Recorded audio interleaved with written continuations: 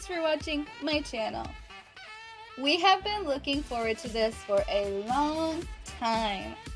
We got to go to New Orleans!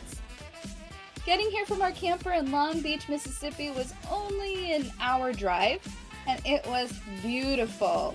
We passed by a lake called, hopefully I'm not murdering this, Pontchartrain, and it was just absolutely gorgeous. We went over the water for a very, very, very long time.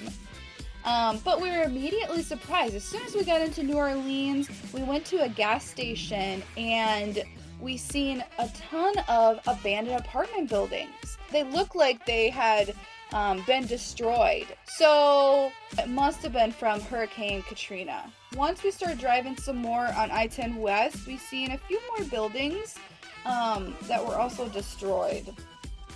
But the rest of New Orleans looked new. You can tell that they must have put a lot of effort into the rebuild, but there are a few buildings left to fix.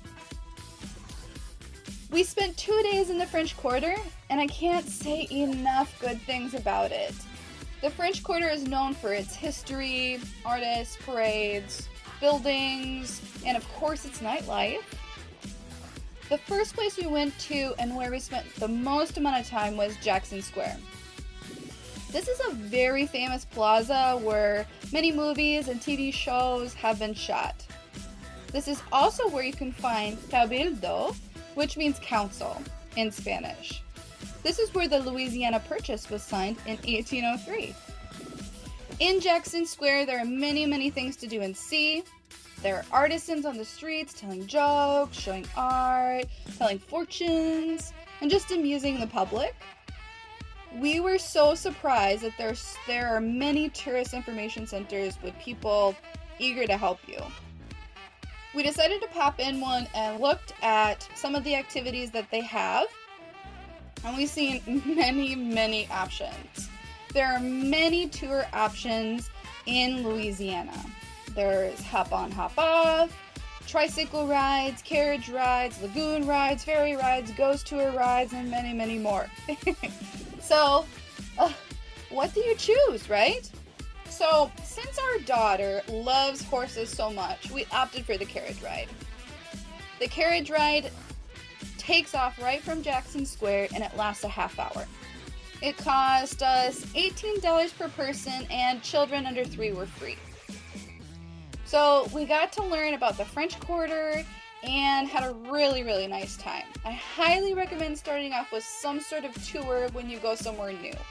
We got to see the French Quarter before we set out on foot and seen several places we wanted to go to before we got off.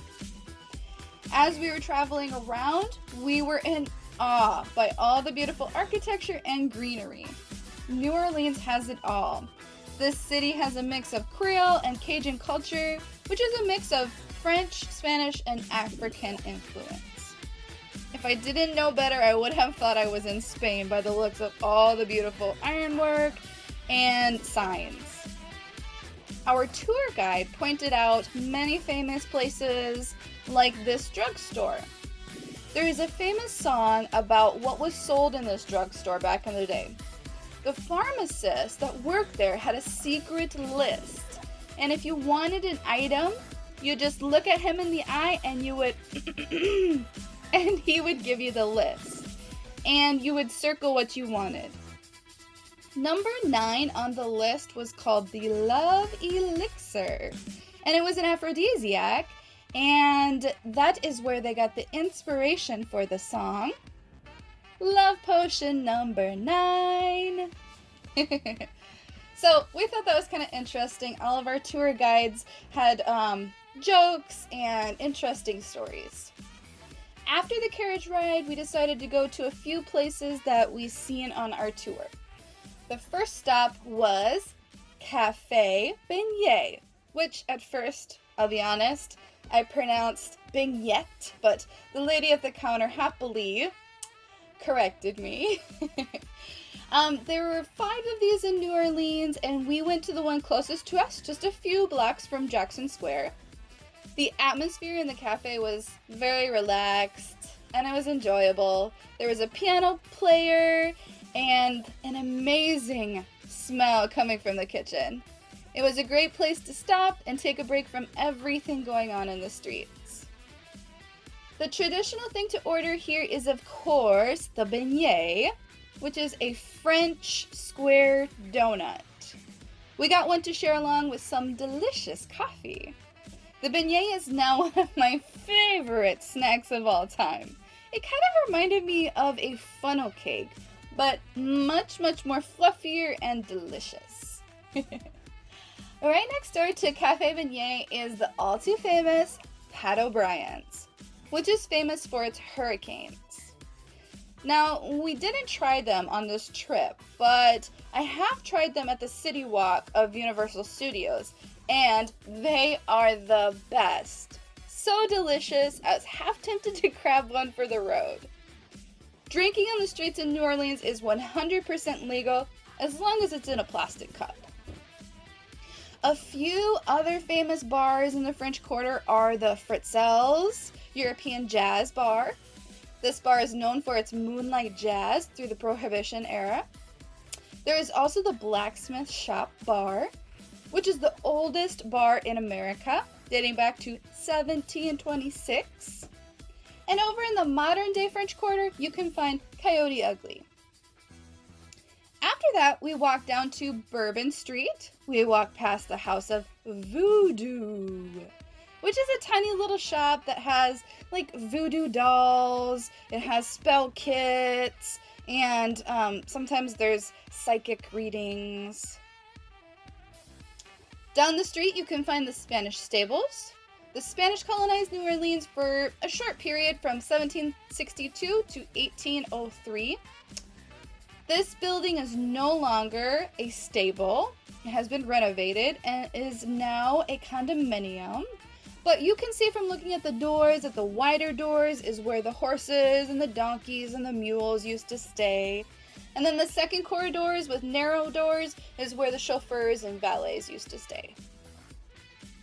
After that, we walk down to the gold statue, which is a 24-carat statue of Joan of Arc. It was a gift from France. The next day, we went back to New Orleans for the Krewe of Jingle parade. I've never seen a parade quite like this one. There was lots and lots of colors, and instead of passing out candy, they passed out beads. There were a few people passing out candy, but mostly everyone gave Mardi Gras necklaces or beads. The parade was very entertaining and lasted about 2 hours. After the parade, we went through a few shops and looked at the Mardi Gras costumes, masks, and beads.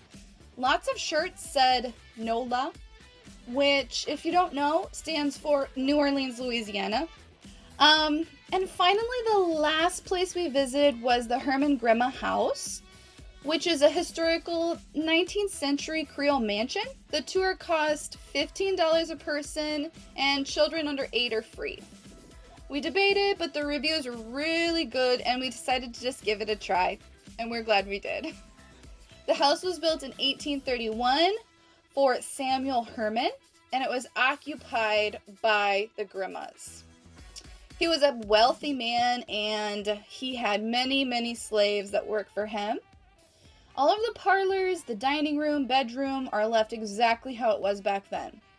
The paintings, the dishes, the furniture, everything is real and actually belonged to the family.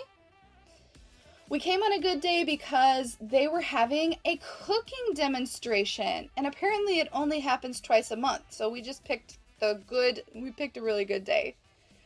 They actually cooked food, and they actually used everything in the 19th century kitchen. There was an oven, a stove, Dutch oven, a manual rotisserie, and then there were pots by the fire. The house also has the only remaining original stable in the French Quarter.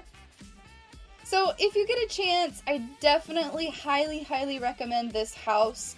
It probably took us close to an hour to go through everything. I mean, we've seen every single bit of the house. We've seen the slave quarters, we got to go upstairs and see all the bedrooms, and, we've seen like the kitchen. We've seen lots and lots of stuff. I highly recommend it if you have the chance. It's got amazing history, and the tour guides are very knowledgeable. All in all, we absolutely adored New Orleans and definitely will be coming back. I loved all the rich culture, beautiful architecture. It was just a very nice time. I hope you enjoyed this video. If you would like to see more videos of our trip across the United States, subscribe to our channel, like our Facebook page, and hit that notification button to get notified every time we publish a new video. See you soon!